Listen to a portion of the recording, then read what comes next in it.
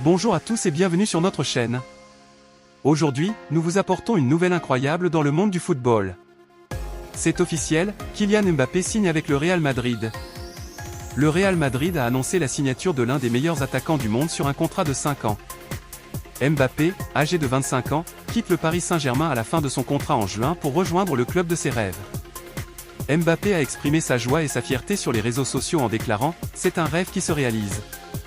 Je suis très heureux et fier de rejoindre le Real Madrid. Personne ne peut comprendre combien je suis excité en ce moment. À la Madrid. » Son contrat est estimé à environ 15 millions d'euros par an après impôts, marquant une nouvelle étape dans la carrière du joueur. Mbappé a déjà remporté 6 titres de Ligue 1 et 4 Coupes de France avec le PSG, ainsi qu'une Coupe du Monde avec l'équipe de France. Pour le Real Madrid, l'arrivée de Mbappé est un renfort majeur pour une attaque déjà redoutable, avec des talents comme Vinicius Junior, Jude Bellingham, Rodrigo et Endrick. Les supporters du Real Madrid sont en ébullition à l'idée de voir Mbappé jouer sous leurs couleurs, tandis que ceux du PSG expriment leur déception de voir partir l'un de leurs joueurs préférés. La perte de Mbappé représente un défi de taille pour le PSG, qui devra maintenant trouver un remplaçant de calibre pour combler ce vide. Cette signature a des répercussions importantes pour la Ligue 1. Le PSG devra réajuster sa stratégie pour rester compétitif sans sa star, tandis que le Real Madrid renforce sa position en tant que force dominante en Europe. Mbappé a déjà prouvé son talent à un niveau international, et au Real Madrid, il est attendu pour apporter une nouvelle dynamique et aider le club à remporter encore plus de titres. La signature de Kylian Mbappé par le Real Madrid marque un tournant majeur dans l'histoire du football. Quelle sera la prochaine étape pour ces deux clubs emblématiques? Seul l'avenir nous le dira. Merci de nous avoir suivis. Nos équipes ont travaillé dur pour vous apporter cette vidéo, et nous espérons que vous l'avez appréciée. Si c'est le cas, n'hésitez pas à liker, commenter et partager la vidéo. Et surtout, abonnez-vous pour ne rien manquer des dernières actualités sportives. Voici la conférence de presse de Kylian Mbappé. Bonjour à tous. Juste avant de commencer cette conférence de presse, je voulais juste m'exprimer et donner 2-3 mots. Je pense que tout le monde a eu l'information. Voilà, ça y est, c'est officiel. Je vais être un joueur du Real Madrid pour les 5 prochaines saisons minimum. C'est un immense plaisir, un rêve qui se réalise, beaucoup d'émotions. Je suis très content, libéré, soulagé, extrêmement fier de pouvoir arriver dans ce club où j'ai toujours rêvé être. Un grand merci. C'est sûr que j'ai beaucoup d'excitation à l'idée d'arriver dans ce grand club, dans le meilleur du monde. J'arrive là-bas avec beaucoup d'humilité. Je voudrais remercier toutes les personnes qui m'ont envoyé pas mal de messages, toutes les personnes qui m'ont soutenu. J'ai pas pu tout voir, mais le cœur y était. Un grand merci aussi à toutes les personnes qui ont contribué de près ou de loin dans cette opération qui était plus que complexe. Alors là, je remercie toutes les personnes du Real Madrid qui ont travaillé, spécialement le président Florentino Pérez qui a toujours eu confiance en moi depuis le premier jour. Donc c'est un grand jour pour moi. Maintenant, il y a beaucoup d'émotions, mais il faut retourner à quelque chose de plus rationnel. Aujourd'hui, j'ai une responsabilité en tant que capitaine de l'équipe de France. Je pense que ça a pris beaucoup d'ombre sur la sélection. Je sais que pour vous, c'est pas juste. Je vois beaucoup de têtes de gens qui sont venus de loin. Parfois, la vie est injuste, mais je ne répondrai pas aux questions autres que la sélection. C'est pas bien, je le sais et j'en suis désolé, mais je préfère protéger ma sélection, mon équipe nationale, parce qu'on a un grand été qui nous attend et ça fait maintenant un petit moment qu'on n'a pas gagné, donc on va essayer de mettre toutes les armes de notre côté pour gagner. Merci à tous.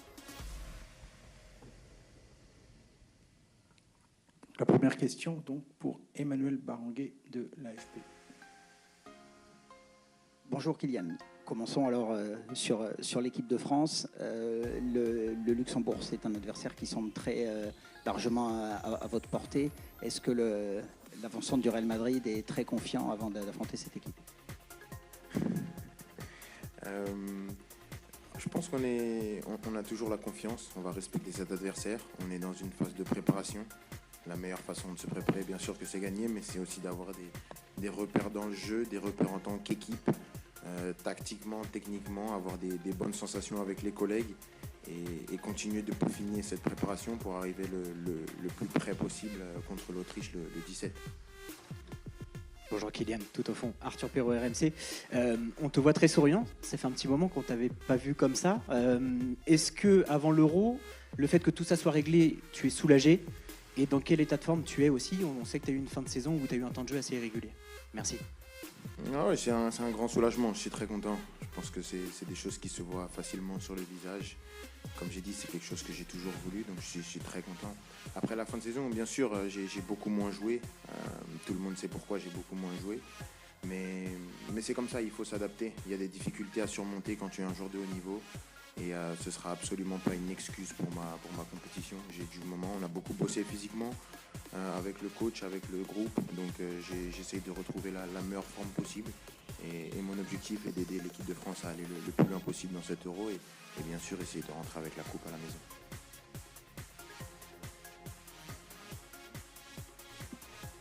Bonjour Kylian. Si je suis à ton avis les DNA. Oui, pour revenir aussi sur le côté soulagement, est-ce que ça peut avoir un impact dans ton jeu aussi d'être libéré psychologiquement? Est-ce que c'est la meilleure formule aussi pour que tu puisses te donner sur le terrain? Je pense qu'un homme heureux a plus de chances de bien jouer qu'un homme malheureux. Maintenant, il n'y a aucune excuse pour toutes les performances que j'ai eues ou que je vais avoir. C'est juste un sentiment. C'est sûr qu'aujourd'hui, je suis très content. Maintenant, c'est pas parce que je souris que ça va faire gagner des matchs. Il y a un boulot à faire. Toute l'équipe, on doit se préparer, moi le premier. Mais bien sûr que voilà, j'apporte de ces matchs sereinement avec bonne humeur et enthousiasme. Bonjour Kylian, jeune numéro pour M6.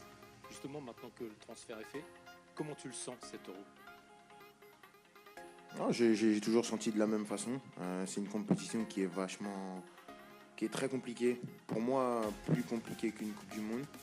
Même si une Coupe du Monde, il y a tellement de pression que l'enjeu prend beaucoup le dessus. C'est difficile de répondre à notre niveau, mais si on parle de niveau, c'est difficile parce que toutes les équipes se connaissent. On a l'habitude de se jouer tout le temps, donc tactiquement, c'est un football qui se ressemble. C'est très très difficile. Dès les phases de poule, c'est très très difficile. On voit notre poule, on joue l'Autriche, une équipe très surprenante. On a les Pays-Bas, une très bonne équipe.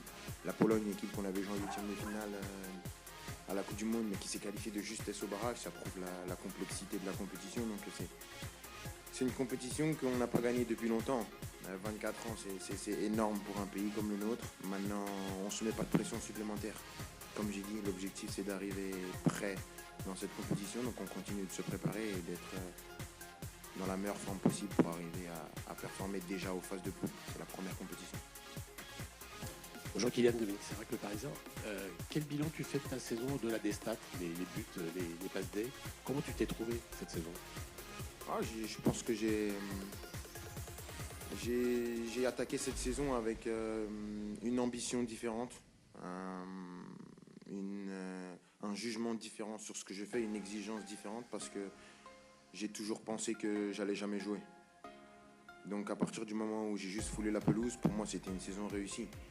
Mais c'est sûr que cette saison, si on prend en comparaison avec toutes les saisons que j'ai pu donner, toutes les saisons que vous avez pu voir, je pense qu'il y a eu des mieux que celle-ci. Mais je pense que celle-ci, ça a été la plus difficile à jouer. Et la jouer comme je l'ai joué, je peux qu'être fier et je suis beaucoup plus fier de cette année-là, même si on parle vraiment que techniquement en termes de performance, elle est peut-être un peu moins bonne dans mes standards à moi, mais quand je sais tout ce que j'ai dû traverser pour jouer, tout ce que j'ai dû subir tout au long de l'année, je pense que c'est la meilleure saison de ma carrière. Bonjour, Nicolas Le Gardien de Sud-Ouest. Qu'est-ce qui différencie ce que te demande Didier Deschamps en équipe de France et ce que pouvait te demander Luis Enrique avec le PSG cette fin de saison? C'est deux philosophies complètement différentes, deux visions du football complètement différentes. Mais c'est deux très bons entraîneurs qui contribuent au fait d'élargir ma palette en tant que joueur. Parce que c'est deux personnes qui ont gagné, deux champions. Avec Luis Enrique, c'est beaucoup plus un football de possession, c'est beaucoup plus un football qui est contrôlé. Il aime avoir le contrôle dans tout ce qu'il fait. Il aime que tu rentres sur le terrain et que tu saches à quand donner le ballon, où aller, quoi faire. C'est vraiment son obsession. Et donc c'est une vision de voir le foot qui est totalement louable. Avec le coach, c'est autre chose. C'est vraiment quelqu'un qui est rigoureux tactiquement, mais qui vous laisse une liberté au niveau offensif. Donc c'est deux manières de voir le foot différentes et ça a permis aux joueurs que je suis d'engranger beaucoup d'expérience et d'apprendre au quotidien. Comment? Non. J'étais bien à l'aise avec le coach Enrique aussi. Comme je dis, c'est deux footballs différents. Donc c'est une adaptation différente, c'est une approche du jeu qui est différente. Parce que, par exemple, le coach Luis Enrique, sa priorité c'est d'avoir le ballon. Lui dit qu'il n'y a qu'un ballon. Donc si tu l'as, c'est la meilleure manière de défendre. Ou le coach, Didier Deschamps, lui, il a une philosophie qui est que ne pas avoir le ballon, c'est pas un problème. Mais il y a des choses à faire quand tu n'as pas le ballon, un bloc à avoir, une hauteur de bloc, des choses qui sont différentes. Pour Luis Enrique, c'est des choses qui ne lui parlent pas. Lui, sa priorité d'abord, c'est d'avoir le ballon.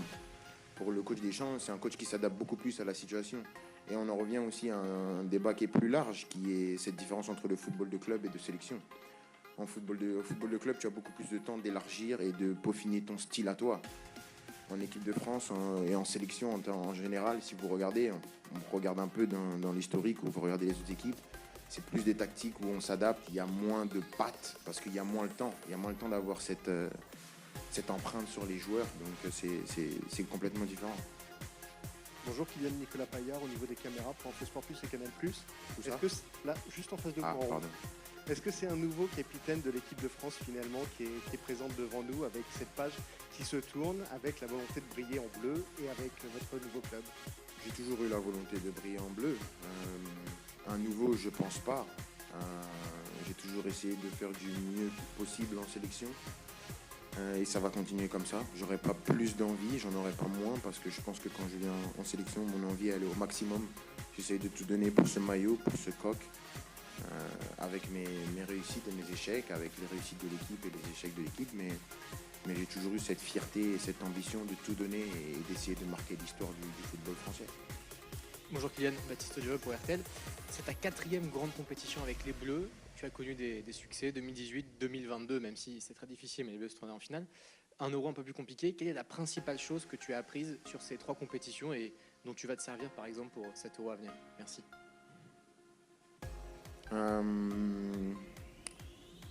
C'est une question qui est un peu difficile parce que en 2018, j'ai pas appris.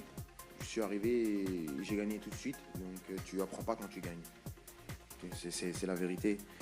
J'ai pris une baffe à l'Euro avec une compétition ratée. J'ai eu beaucoup plus d'apprentissage, c'est sûr. Et donc je pense que l'Euro m'a servi pour la Coupe du Monde qui était 1 an et demi après. C'était proche.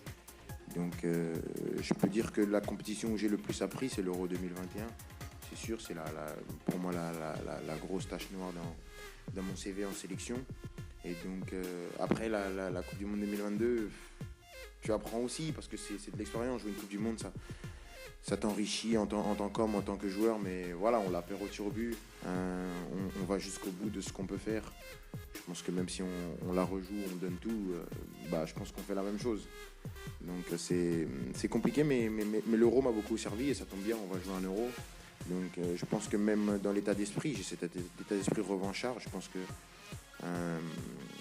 le joueur que je suis en Coupe du Monde a démontré toute sa qualité. Le joueur que je suis à l'Euro a encore tout à démontrer. Donc c'est à la fois excitant, c'est à la fois un challenge aussi individuel et collectif. Parce que comme j'ai dit, ça fait 24 ans qu'on n'a pas gagné l'Euro.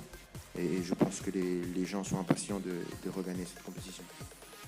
Bonjour Kylian Geoffrand pour Radio France. Vous avez dit que vous avez eu peur de ne pas du tout jouer de la saison avec le Paris Saint-Germain. Qu'est-ce qui vous a fait dire ça et est-ce qu'il y a un moment de bascule justement par rapport à cette situation? On me l'a dit, on me l'a fait comprendre, on me l'a fait passer par médias interposés, on me l'a dit en pleine face. C'était très clair, on m'a parlé violemment, on me l'a dit. Donc pour moi, j'étais persuadé que j'allais pas jouer. Les gens qui m'ont sauvé, c'est Luis Enrique et Luis Campos, le directeur sportif. C'est eux qui m'ont sauvé. Ça, c'est la vérité. Sans eux, j'aurais jamais remis un pied sur le terrain.